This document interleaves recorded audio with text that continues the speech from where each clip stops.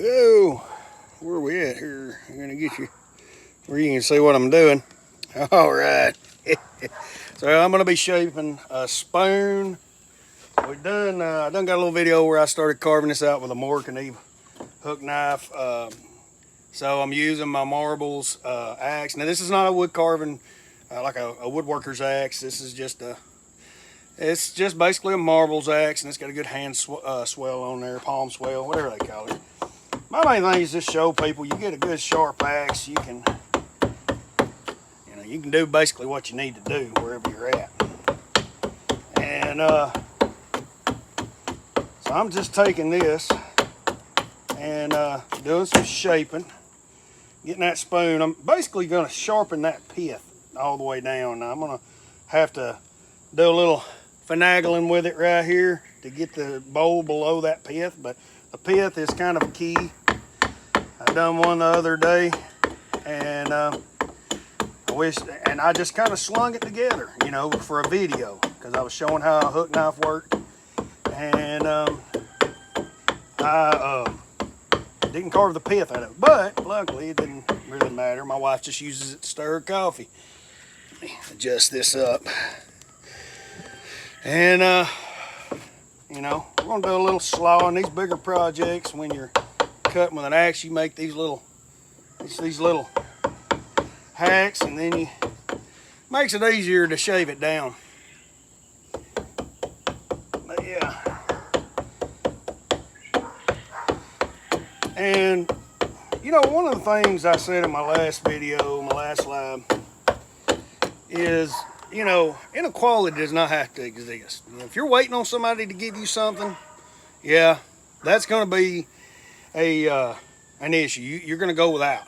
But if you learn skills, if you put what money you do have into buying tools, and you can get tools cheap, get a little axe at a yard sale for $2 or $3. You find the right yard sale, flea market, whatnot. You can just buy a decent cheap little axe at Harbor Freight, and then buy a file and sharpen it up, because they're not as sharp as I want them to be.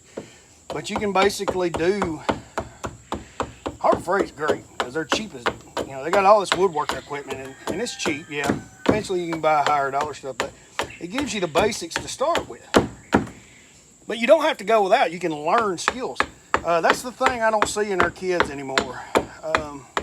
And it's like a passion of mine to train my own children and put these videos on here for maybe my future grandchildren to learn. Now, no, I got my hand above the axe blade, so we'll say that for those of you that want to say something about safe cutting. I had a guy, he meant well probably, but what he was saying wasn't even happening.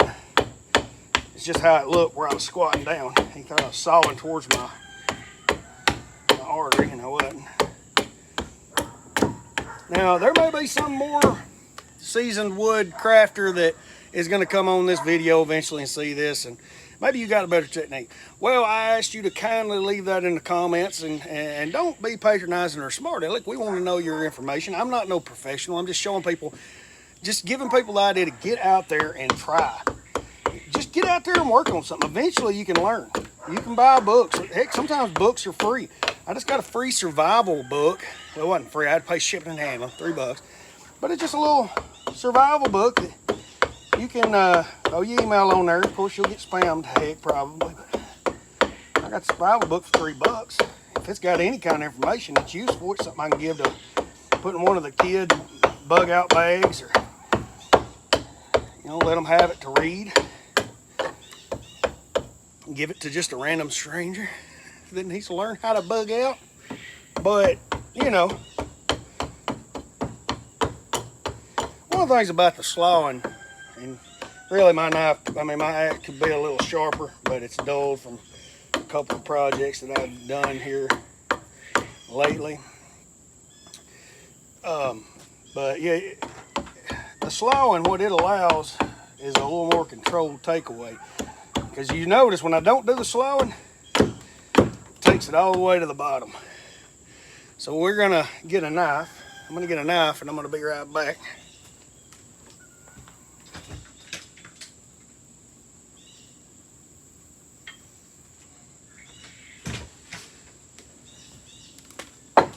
All right. Woo. That that ain't never good, especially on a live video, because y'all see me screw up. But in all reality, if this wasn't a live video and it was somebody else, they'd just took it off there and acted like nothing ever happened, and you were going to feel like a dummy when you dropped a knife. And now you see, hey, we're all going to screw up. But now the one thing with a knife and the slawing, I can get a lot more controlled slawing technique there and really shape this spoon. I'm going to use a rasp to do the finer work probably. And one thing I'll say, when you're dealing with hardwoods, you better have a dang sharp knife or axe. Some of these carbon knives, they're sharp, but they're just not sharp enough for the hardwood that I'm using. This is straight. This is a straight up stave out of the woods.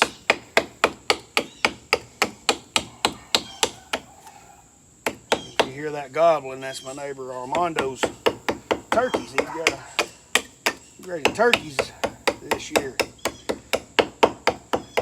He just built him a nice fancy chicken coop. He built one that was nice and fancy, then he built a bigger part onto it and put turkeys in it. And I will say this, since we finally got some color in the neighborhood, we got some Hispanic folks moved in the neighborhood, you get tired of all these white people. I'm just joking. But now, once you get somebody coming in the neighborhood, you know, these guys have really brought the quality of living up around here. Like, they take care of their yards. They're just good folks. They got good. You don't got to worry about them. Like with the meth heads, you got to worry about them coming and robbing you blind. These guys, you ain't got to worry. They'll do. I mean, they got more skill than I do. They'll make what they need. If they ain't got it. I really got a lot of respect for Hispanic folks because they're the hard workers.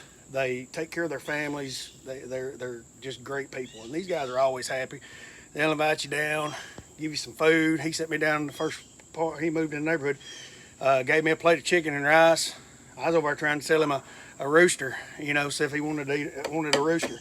And he set me down and fed me a rooster probably. He said, "This is hot." I said, "I'll take your word for it." And it was. I just got a little down, but it was good food. When the pandemic was going, I tried to do my best to take them eggs and stuff down there, you know, because everything was crazy. Everybody was, you know, buying everything up. And we all tried to help each other and watch each other's home places in the neighborhood. Because people, you know, some of these guys have to go out and travel to work. And so you just want to kind of make things safe for everybody. I have to say that.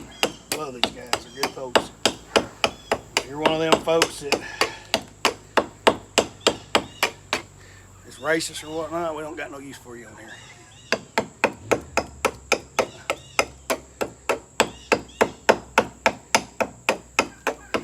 But that's how I do that. Boy, it looks boogered up while you're doing all that to it. But I mean, can you see the shape coming out in it? We might do another video. Y'all have a good one.